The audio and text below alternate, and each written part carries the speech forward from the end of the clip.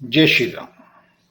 बात आज कश्यप गोत्र, कश्यप जाति या कश्यप ऋषि की।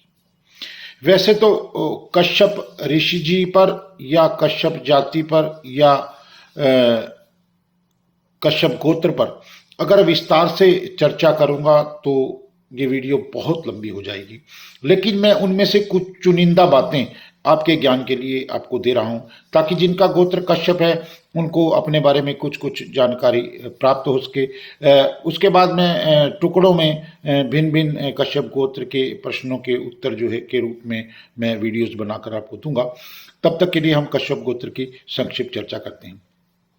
यह संस्कृत कश्यप से एक प्रसिद्ध हिंदू ऋषि का नाम था, जो कछुआ और हिरण सहित कई अर्थों वाला एक शब्द है।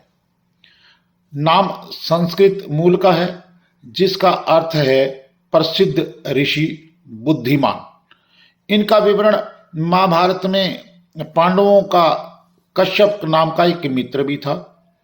यह नाम एक प्राचीन ऋषि को भी दिया गया है, जो कि महर्षि के वंशज हैं, जिन्होंने सीता के अपहरण में रावण की मदद की थी।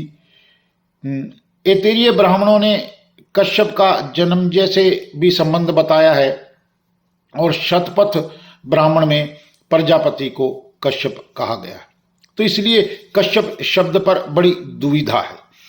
कश्यप मूल रूप से 8 प्राथमिक गोत्रों में से एक है, जो कश्यप से लिया गया है। कश्यप राजपूत या कश्यप भारत में एक जाति भी है। कश्यप एक गोत्र भी है।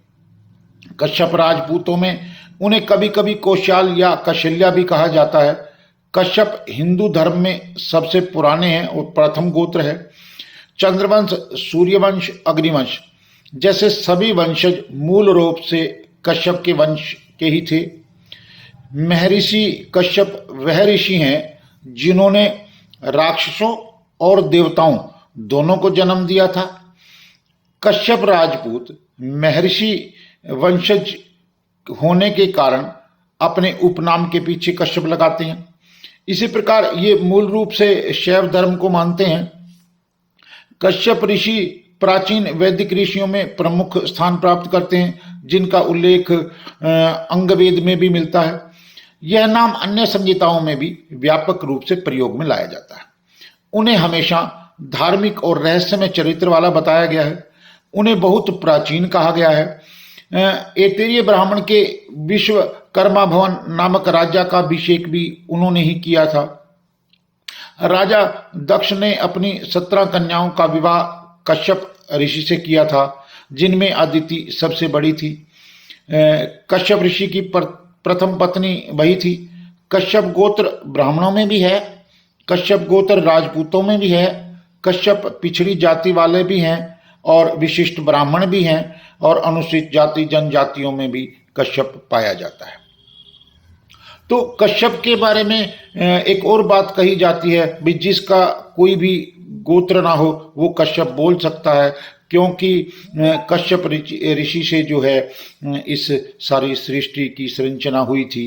तो इसीलिए ये भी कहा जाता है, अगर यही बात को हम सत्य माने तो सारा विश्व ही कश्यप गोत्र पर आधारित हो जाएगा, और फिर गोत्रों की अपनी महत्ता क्या रहेगी। इस विषय पर सभी विद्वानों को और अधिक शोध करने की आवश्यकता है, ताकि हम हर इंसान को उसकी जड़ों तक पहुंचाने का प्रयास करें। तो ये मेरी छोटी सी चर्चा कश्यप गोत्र के बारे में। आगे मैं जल्दी ही कश्यप गोत्र की कुल देवियों पर चर्चा करूंगा, क्योंकि कोश गोत्री कुल देवियां भी अलग अलग रूप से मान्यता प्राप्त हैं, अलग अलग रूप से मानी जाती हैं। तो इसीलिए आज का ये विषय कश्यप गोत्र के बारे में। तो इस बात में आप भी संशय में ना रहें कि एक गोत्र हर जाति में, हर वर्ण में पाया जा सकता है। और इसके अलावा कश्यप गोत्र जो है एक जाति भी बन चुका है। हमारे यहाँ कश्यप गोत्र के अलावा एक पूरा कश्यप समाज भी है। जैसे झिम्मर, कुमार आदि जो जातियां हैं उनको हम कश्यप भी बोल देते हैं। तो इसलिए कश्यप गोत्र भी है, कश्यप एक समाज भी है, और कश्यप अब ऐसा एक उपजाति से जाति का रूप भी लेता जा रहा है। जय श्री राम।